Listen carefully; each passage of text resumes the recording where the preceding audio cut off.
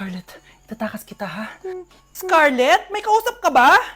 Nandiyan na si nanay. Bilisan mo. Paparating na siya. Bibilisan ko na. Scarlett! Scarlett! May kausap ka ba? Huwag kang maingay dyan ha. Scarlett, tara na. Tara na, tita. Tita, buti na lang dumating ka. Hindi ko na kaya mga pinagagawa ni nanay. Hi Scarlett! Nay! Napakahayap mo, Susan! Oo, hayop ako. At least madaming pera. Huwag kang mag-alala. Hindi kita sasaktan. Hindi ko na din kaya mga pinagagawa sa akin ni Susan. At ikaw, Scarlett, ipapakain ko sa'yo yung lason na binigay mo sa akin. Nay, wag po. Halika. Isubo mo tong lason. Ito'y nararapat sa'yo para mawala ka na sa mundo. Itigil mo na yan, Susan. Totoo ba ito nakikita ko? Buhay ka, tay? Oo, buhay na buhay. Paano nangyari yun? Hindi pwede. Pinatay na kita. Simula pa lang ng una, alam ko naman na pera lang ang habol mo sa akin, Susan. Kaya nung naparalyze ako, alam ko na pagkakataon mo na yon para lasunin ako. Kaya inutusan ko yung polis para ipalit ako sa bangkay. Hawak ko din dito yung mga papeles na magpapatunay na ninanakawan mo ako ng pera. Sumama ka sa akin sa presinto. Tandaan nyo to! Hindi ba ako tapos? Anak, sorry. Kinailangan ko magtago sa'yo. Okay lang, tay. Ang importante, buhay ka.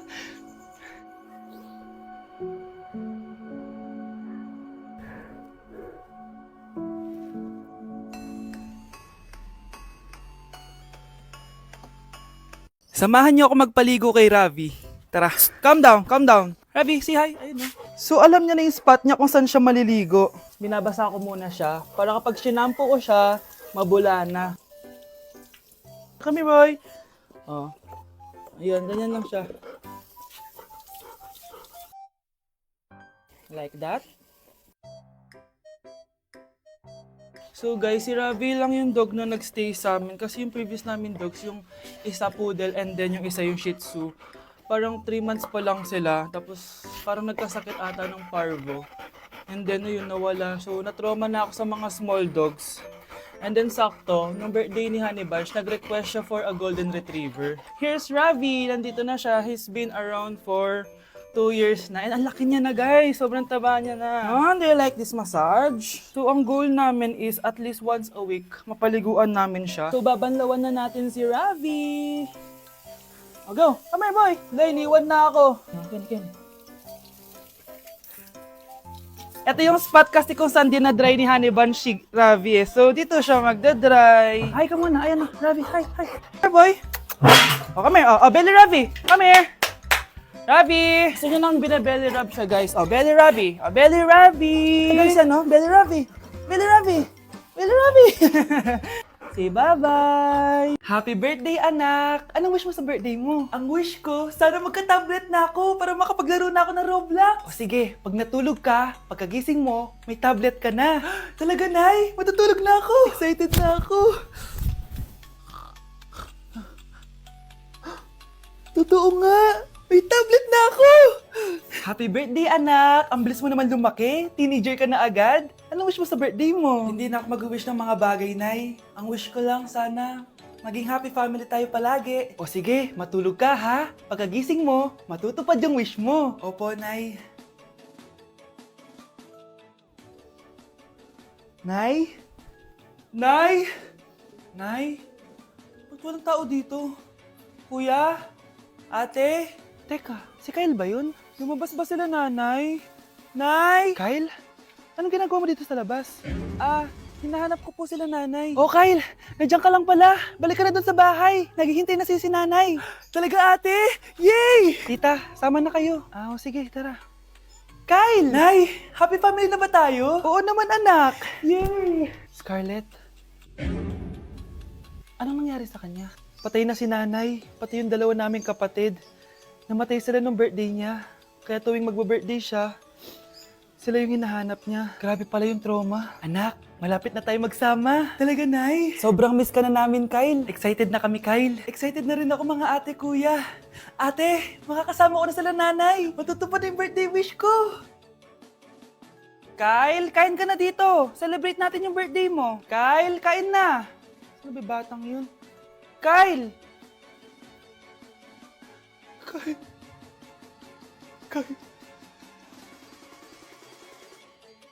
Ganda nito, oh. Sana maging successful yung pagbebenta ko ng damit noon, ha? Mahal, ang dami nating ibebenta mamaya. Manifest natin na makabenta kayo, Nay, para makaahon na tayo sa kahirapan.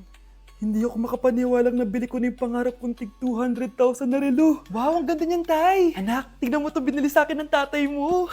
Diba ang ganda? Hala, di ba mahal yan, Nay? Mas mahal pa to sa bahay ng kapitbahay natin, no? Magbebenta ulit kami mamaya para mas marami tayong pera. Anak, binilang kita ng kotse. Gamitin mo to pag pupunta ka ng school, ha? Ha? Tay, di ko naman po kailangan ng kotse.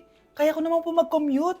Gumastos pa tuloy kayo. Dami mo naman sinasabi, anak. Sige na, puntahan mo na sa labas. Wow!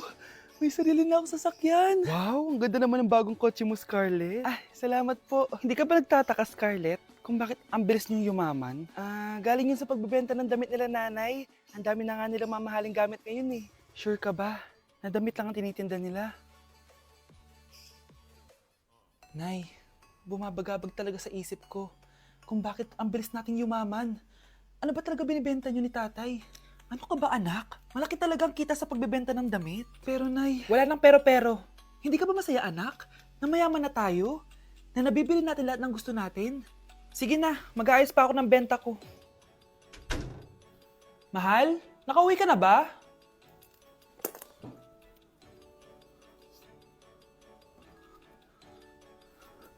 Ano ba talagang laman nito? Nagbebenta sila ng laman loob ng tao. Wow, sobrang ganda, mahal. Buti naman nagustuhan mo, mahal. Nga pala, kinuha ko na yung laman loob ng kapitbahay natin. Si Rosa? Malaking pera na naman to. Mahal, hindi dapat malaman ni Scarlett to, ha? Ano yun? Nasaan yung ledger? Nandito lang yung kanina. Ba't mo winala yung ledger, mahal? Nandun lahat ng mga sikreto natin. Sinong tao dyan? Hi guys! So samahan nyo kami, pupunta tayo ng Bacolod. So ayan, nakadating na kami at pagdating nga namin, sobrang lakas ng hangin, grabe. Sa airport pa lang, ramdam ko na yung saya ng Mascara Festival. Kaya lalo ako na-excite. Hala, may paganto pa ang Horizon Management. Parang artista talaga, Char. Dahil kilala sa chicken inasal ang Bacolod, abay syempre kailangan natin tikman agad yan. At grabe, bagong luto tong piyaya na to, kaya sobrang lambot ng loob niya, guys. First day pa lang, ang dami na namin napuntahan. Gaya ng San Sebastian Cathedral at dito sa The Ruins, grabe, parang ibang bansa yung feels dito. Must visit talaga to, guys. Pagkatapos nga namin gumala, nag-crave yung mga kasama namin ng seafood. Grabe, ang sasarap dito, promise. Next day is BP Day, guys. Sobrang nag-enjoy ako sa mga booth dito, guys. Una kong tinry itong Pinoy drop ball nila. Pagkatapos, eto naman, guys, yung color game. Favorite ko to nung bata ako eh. O, diba? Nanalo pa ako. Susunod ko namang tinry itong pula o puti. Madali lang naman to kasi dalawang kulay lang naman ang pagpipilian mo. At ang panghuli kong tinry ay ang bingo nila. Grabe, nakaka-tense. Alam mo yung feeling na mananalo ka na dapat tapos iba-ibang numero yung lumalabas. So dito, guys, kinakabahan na ako. Kasi naman, first time kong kakanta sa stage at sa maraming tao. Kinanta ko nga pala yung Nothing's Gonna Change My Love For You. Huy, di magsising. Grabe talaga yung suporta ng mga Bacolod nun. Kaya naman nagpakilig kami ng malala, guys. Huy, OA. First time namin to ni Hannibal siya nasa stage. Thank you so much po, BP, sa sobrang sayang experience na to. Hindi ko talaga to makakalimutan. After namin mag-perform, gumala na kami dito sa may Lacson Street. Sobrang haba pala nito. So ayun, guys, sana nag-enjoy kayo dito sa mini vlog ko and see you guys next time. Mga anak! Aba! Tanghali na wala pa rin gising? Naku, sinasabi ko sa inyo, pag ako namatay, kawawa kayo. Ano ba yan? Umagang-umaga? Ang dami sinasabi ni nanay. Mga pinagkainan nyo kagabi, hindi kayo marunong magligpit. Ang tatanda nyo na, parang pa rin kayong mga bata. Kailangan gisingin natin pagluto. Grabe si nanay. Nauna pa magpagising kesa sa alarm clock ko. O Kyle, kakagising mo lang? Nay, hindi pa po ako natutulog. Ano? Diyos ko po! Nung kabataan namin, 7 p.m. pa lang, tulog na kami. Tapos, ang gising namin, 4 a.m. para pumasok sa school. Walaan ko, Nay. Tumatawid pa kayo ng bundok tsaka ilog para mag-aral, no? Oo. Buti nga kayo may hatid sundo pa eh. Scarlett! Ayan na, magkikis na sila. Aba, parang anak ng mayaman na. Prinsesa ka? Nay naman eh, ang init-init eh. Hindi ako nagtatain ng pera, Scarlett, ha? Nagtitipid ako ng kuryente, kaya matuto kayo magtipid. Kaya gamitin niyo tong 2-in-1 Stand and Desk Fan from Tough Mama. Diba ang aesthetic? Meron tong 4-speed control, kaya sobrang lakas nito. O diba ang lakas? At syempre, matibay. Di kagaya ng relasyon nyo. Lo, magluluto na nga lang ako. Ops, bago ka magluto, gamitin mo tong stackable multi-cooker ng Tough Mama. Pwede ka dito mag-boil, pwede ka mag-fry, at marami pang iba, gaya ng steam and grill. O 'di ba? Kahit ano, magagawa mo dito. Pati pag move on sa ex mo. Bakit ang sakit mo naman magsalita, Nay? Wow! Anak, di ako makapaniwalang may pinapatayo na tayong bahay. Nay, deserve natin to. Ang tagal niyo din to pinaghirapan. Ma'am, saan ko po ilalagay itong mga semento? Doon na lang sa gilid, kuya. Sige po, ma'am. Excited na ako matapos tong bahay natin, anak. Saan dito? Hoy, huwag ka pupunta dyan! Grabe nangyari sa Kawawa kanya. naman siya. Ba't ang daming tao?